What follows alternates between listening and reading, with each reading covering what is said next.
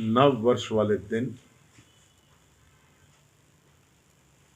जिले के कांग्रेस के कार्यकर्ताओं का सम्मेलन होने जा रहा है, जिसको श्री भूपेंद्र सिंह हुड्डा पूर्व मुख्यमंत्री, श्री उदय भान जी माननीय प्रदेश कांग्रेस के अध्यक्ष, श्री दीपेंद्र हुड्डा जी और हमारे सभी माननीय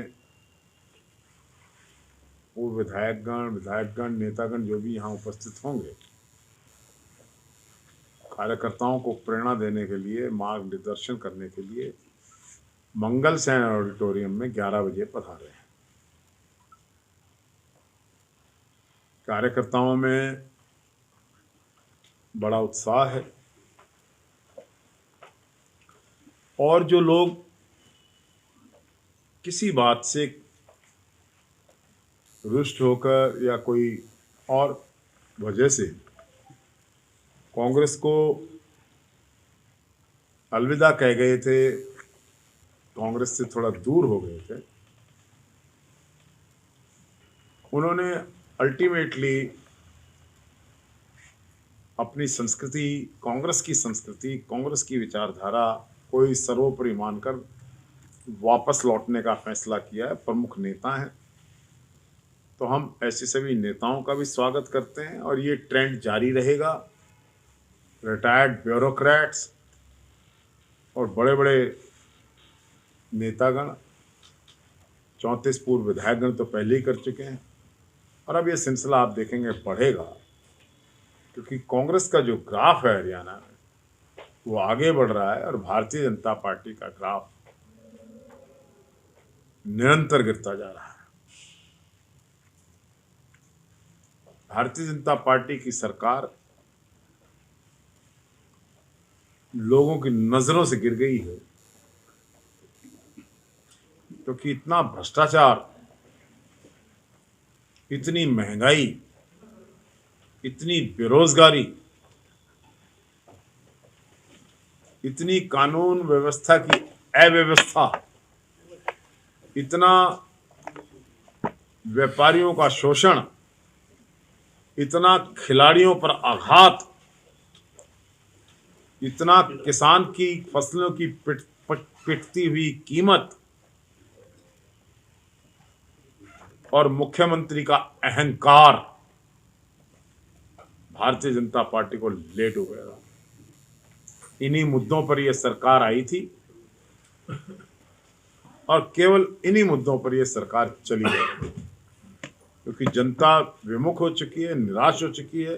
10 साल होने वाले हैं। खट्टर साहब ने करनाल में ही कुछ नहीं किया, तो बाहर की तो बात ही छोड़िए। हमारी संस्कृति हरियाणा की, वेस्टर्न यूपी की, राजस्थान की खेल खिलाड़ियों की संस्कृति है। हमारे पहलवान गांव के अंदर उनका स्वागत करते हैं, लोग उनको पूछते हैं, उनकी प्रेरणा देते हैं, आइकॉन बन जाते हैं। जब वो पहलवान और उनकी बेटियां, हमारी बेटियां मेडल्स जीत कर आती हैं, देश के प्रधानमंत्री उनके सिर पर हाथ रखकर उनको अपनी बेटी बताते हैं, देश का गौरव बताते हैं। और जब उन्हीं बेटियों को सड़कों पर पुलिस खींच कर ले जाती है, लाठियां बरसाती है, तो प्रधानमंत्री चुप रहते हैं। उन्हीं हमारी बेटी बचाओ और बेटी पढ़ाओ के नारे के लगाने वाले प्रधानमंत्री 1.5 महीने तक हमारी बेटियां जंतर मंतर पर पहलवान बैठी रहीं।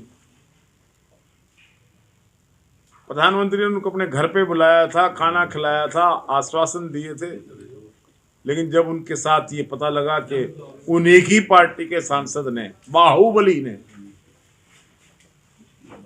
इस प्रकार का व्यवहार किया, तो प्रधानमंत्री तो क्या, उनकी मंत्री पद का एक भी आदमी उनसे बात करने के लिए नहीं गया। बड़ी निराशा हुई खेल जगत में, बड़ी निराशा हुई हमारी खेल की संस्कृति को। और अब जब भारतीय जनता पार्टी हताश हो चुकी है, फेल हो चुकी है, देश की अर्थव्यवस्था गर्त में जा चुकी है, बेरोजगारी हिंदुस्तान का आलम है, लोग देश छोड़ छोड़ कर जा रहे हैं, तो भारतीय जनता पार्टी ने राम का दामन थामा है और राम के दामन थामकर चुनाव की वैतरणी को पार करने का जो स्टंट कर रहे हैं। देखिए, राम हमारे दिल में बसते हैं, हर मन में मंदिर है और उस मंदिर में राम रहता है, उस मंदिर में हनुमान रहता है, उस मंदिर में गुरु नानक देव रहते हैं, उस मंदिर में भगवान भी रहते हैं। और लेकिन मंदिर का इसका राजनीतिकरण करना, अपने ऊपर केंद्रित कर जाना, ये सिर्फ इस चुनाव के नजदीक एक ऐसा काम होने जा रहा है। ठीक है, हमारी पार्टी स्टैंड लेगी, उनको इनवाइट किया गया है, सोनिया जी को, मल्लिकार्जुन खड़गे जी को और लोगों को। पार्टी सामूहिक निर्णय लेगी। इस बात की तो खुशी है कि राम का मंदिर बन रहा है, लेकिन इस बात का दुख है कि उसका राजनीतिकरण हो रहा है, उसका केंद्रीयकरण हो रहा है, एक आदमी पर अपने ऊपर फोकस करने की कोशिश की जा रही है। हरियाणा में खट्टर साहब का अहंकार अब रंग दिखाने लगा है। पिछली बार दक्षिण से चला था, समस्त दक्षिण भारत को चीरता हुआ जो भारतीय जनता पार्टी कह रही थी कि कांग्रेस मुक्त भारत करेंगे, वो दक्षिण मूर्ख भारतीय जनता पार्टी हो चुकी है। वहां पर कोई भी सरकारें, आंध्रा, तेलंगाना, कर्नाटका, तमिलनाडु और केरल, जिसको दक्षिण भारत कहते हैं, उससे भारतीय जनता पार्टी मुक्त को छुट्टी मिल चुकी है। नॉर्थ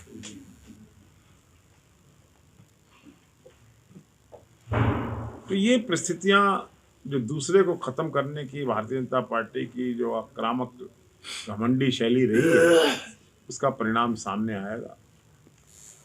और इन 3 राज्यों के चुनाव में मैं मानता हूं हमारी संगठनात्मक कमी थी और भारतीय जनता पार्टी की हमारे से ज्यादा बेहतर शैली रही। मैं मानता हूं इस बात, इसको हम इम्प्रूव करेंगे। अपनी गलती को मानकर ही तो इम्प्रूव होता आदमी। लेकिन हमारी वोटिंग परसेंटेज बढ़ी है, 4 करोड़ 7 लाख वोट बीजेपी को पड़े हैं चारों स्टेट्स में, 4 करोड़ 90 लाख 773 वोट कांग्रेस को पड़े हैं, 83 लाख वोट कांग्रेस को आंकड़ों के हिसाब से 4 राज्यों के चुनाव में बीजेपी से ज्यादा पड़े। मीडिया में 85 पार भी चला गया था। जजपा की चाबी से इस ताले को खोला गया है और जो लोग जमुना पार बीजेपी को करने की बात करते थे, वो बीजेपी की राजनीति के, सत्ता के गलियारों के सूत्रधार बन गए। जनता उनको माफ नहीं करेगी।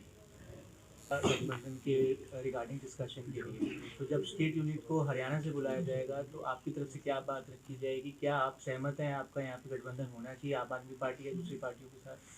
2 बात। पहली तो है कि जब हमें बुलाया जाएगा, जब बुलाया जाएगा तो उसमें अपनी बात तय करेंगे। दूसरी ये है कि हरियाणा कांग्रेस में खुद इतनी स्ट्रांग है कि यहाँ पर कांग्रेस को किसी से गठबंधन की जरूरत नहीं। हाँ, एक गठबंधन हमने कर लिया है और वो है लोगों से, जनता से गठबंधन, वो कंप्लीट है। आप हरियाणा में कहोगे कि हमें गठबंधन की जरूरत नहीं, पंजाब में आम आदमी पार्टी कहेगी, ऐसे तो फिर कोई गठबंधन इंडिया का कोई मतलब ही नहीं रह जाएगा। देखिए, कुछ बातें राजनीति में संभावनाएं बनी रहती, समझे? वो संभावनाएं जो हैं, पेट्रोल डीजल के दाम भी नए भाई साल पर जो है वो पूरा होने को एक बार, नई नई संभावनाएं तलाशते रहते हैं लोग राजनीति में, और बनी भी रहती हैं राजनीति में संभावनाएं। जो लोग कल तक देखिए, माधवराव सिंधिया जी के बेटे कांग्रेस में थे, वो नई संभावनाएं तलाशने के लिए उधर चले गए। ऐसा होता है इधर उधर। ये this is called political grazing. Grazing चलती रहती है। सर नए साल पर बता रहे हैं कि जो केंद्र सरकार की ओर से पेट्रोल और डीजल के दाम घटाए जा सके, लोगों को तोहफा दिया जा सकता है। 8 से तोहफा 10 क्या है? रुपए। आपने 10 साल लोगों को दाम बढ़ाकर लूटा है, आप क्या तोहफा देने जा रहे हो? बता रहे हैं कौन सा तोहफा है? ये तो चुनाव जीतने के लिए 10-5 रुपए कम करेंगे, चुनाव जीतते ही 20 रुपए बढ़ाएंगे। यही इसमें सिलेंडर के 400 रुपए के भाव को कहाँ 1200 पे ले गए, अब 450 पे लिया है। सर अब तो फ्री में मिल रहे हैं फैमिली आईडी के जरिए। है जी। चौधरी भी इस कार्यक्रम में आएंगे। देखिए उनकी ड्यूटी लग गई है। ये राजीव गांधी जी, राहुल गांधी जी जब चलेंगे अपने यात्रा में तो उनकी भी वहाँ ड्यूटी लगाई गई है। तो वो एक महत्वपूर्ण योगदान पार्टी के लिए दे रहे हैं। और ये भी संभव नहीं है सब लोग सब जगह एक ही दिन हो, ऐसा संभव नहीं। शमशेर सिंह गोगी, उन्हें बुलाया जाएगा? क्यों नहीं बुलाया जाएगा? वो हमारी पार्टी के सम्मानित विधायक हैं, क्यों नहीं बुलाएंगे? शर्मा जी, अगर जो लोकसभा विधानसभा इकट्ठी होती है हरियाणा में तो आप तैयार है इसके लिए? देखो हाइपोथेटिकल क्वेश्चन है। अगर आप योग्य हो रहे हैं क्या? नहीं हो सकते हैं अगर। वो तो कुछ भी सकता है। भाजपा की सरकार भी बन सकती है दोबारा? हाँ जी। भाजपा की सरकार भी बन सकती है? नहीं यहाँ नहीं बन सकता। अभी आपने कहा कि हो तो कुछ भी सकता है, तो ऐसा हो सकता है? जो बात आप कह रहे हैं वो आप कह रहे हैं। नहीं, हम आपसे पूछ रहे हैं, क्या तीसरी बार भाजपा आ सकती है? तीसरी बार भाजपा? मतलब ये सवाल आपने पूछ लिया, मैं हंस नहीं रहा हूँ। लेकिन अगर किसी सामान्य व्यक्ति से पूछेंगे तो हंसेगा इस सवाल कि तीसरी बार भाजपा आ रही है। अब की बार कांग्रेस का कितना नारा, कितना पार होगा? है जी। अब की बार कांग्रेस कितना नारा? अब हम नारे नहीं लगाते हैं, लेकिन लोग कह रहे हैं, जनता की आवाज ये है कि कांग्रेस 70 सीटों को पार करेगी। प्रियंका गांधी का नाम आया है मनी लॉन्ड्रिंग मामले में, हालांकि वो किसी आरोपी के तौर पर नाम नहीं आया है। ईडी की जो चार्जशीट दाखिल हुई है उससे आप किस तरीके से देखते हैं? इसमें तो मेरा भी नाम है। चार्जशीट जो ईडी की दाखिल हुई है इसमें मेरा भी नाम है। तो आपको कभी भी बुलाया जा सकता है बातचीत? बुलाए ना, किसने मना किया है? अरे ईडी और सीबीआई भारतीय जनता पार्टी की सरकार के 2 और डिपार्टमेंट के प्रकोष्ठ है ना, महिला प्रकोष्ठ, युवा मोर्चा है ना, ऐसे प्रकोष्ठ। उनके 2 प्रकोष्ठ और हैं, ईडी और सीबीआई। इन दोनों प्रकोष्ठों से भी तो काम ले रहे हैं वो। ईडी का नाम तो अगर इलेक्शन डिपार्टमेंट कह दिया जाए, जैसे इलेक्शन शुरू होंगे कहीं प्रियंका जी का नाम आएगा, कहीं किसी का नाम आएगा, कहीं किसी का नाम आएगा। शर्मा जी, जैसे कि बताया जाता